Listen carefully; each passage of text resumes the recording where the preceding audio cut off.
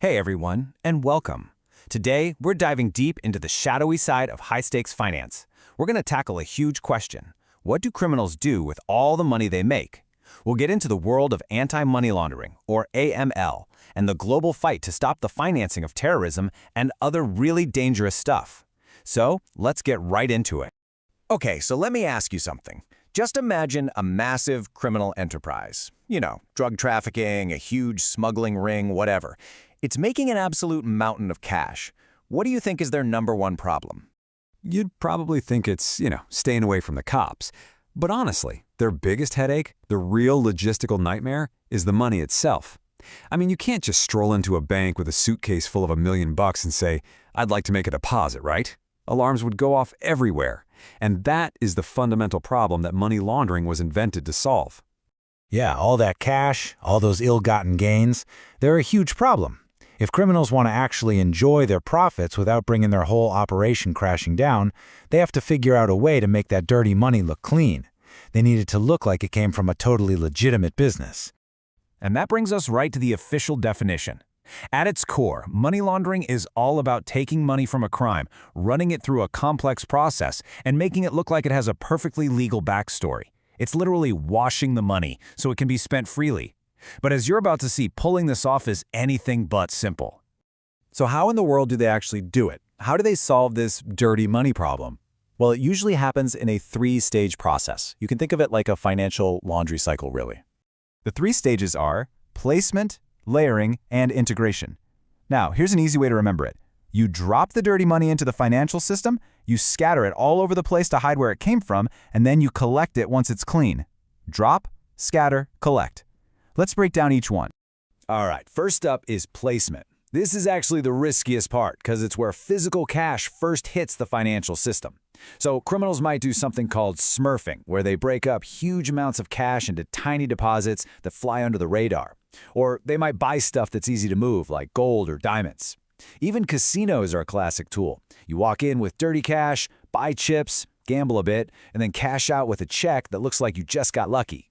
Okay, next is layering. The whole point of this stage is to create as much confusion and distance as possible from the original crime. It's basically a series of incredibly complex transactions. Think of it like a high-speed shell game playing out across the globe, shuffling money between banks in different countries, jumping between different cryptocurrencies in what's called chain hopping, or creating fake invoices to make it look like they're paying for goods that don't even exist. And that brings us to the finish line, integration.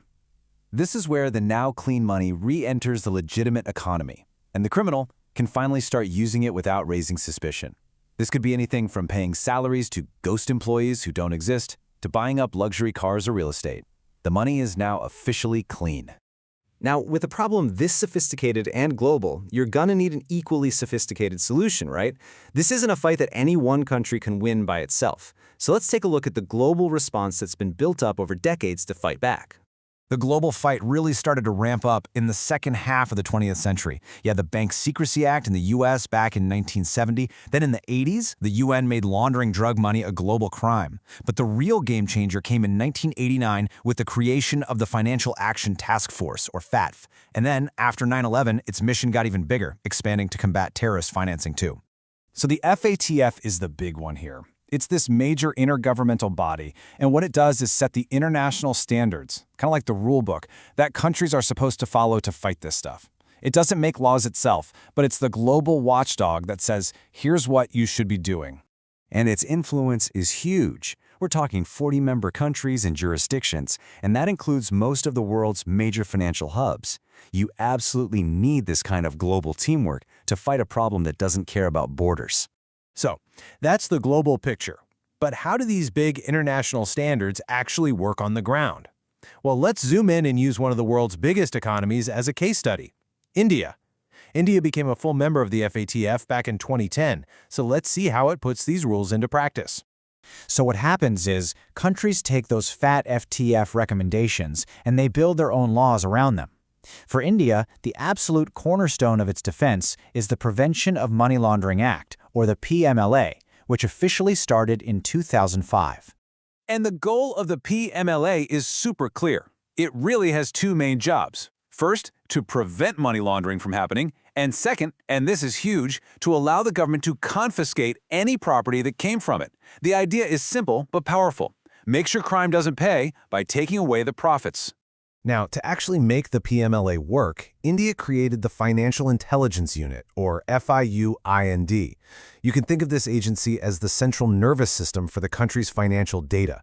It's the place that gets all the reports from banks about shady-looking transactions, analyzes them, and then shares that intelligence with the police and other agencies. And that really brings us to where we are today. Because of course, crime doesn't stand still. Money laundering is always evolving, always using new tech and finding new loopholes in our connected world. This fight is a constant cat-and-mouse game, which leaves us with one big question to think about. As crime gets faster and more digital, how are the world's financial guardians going to adapt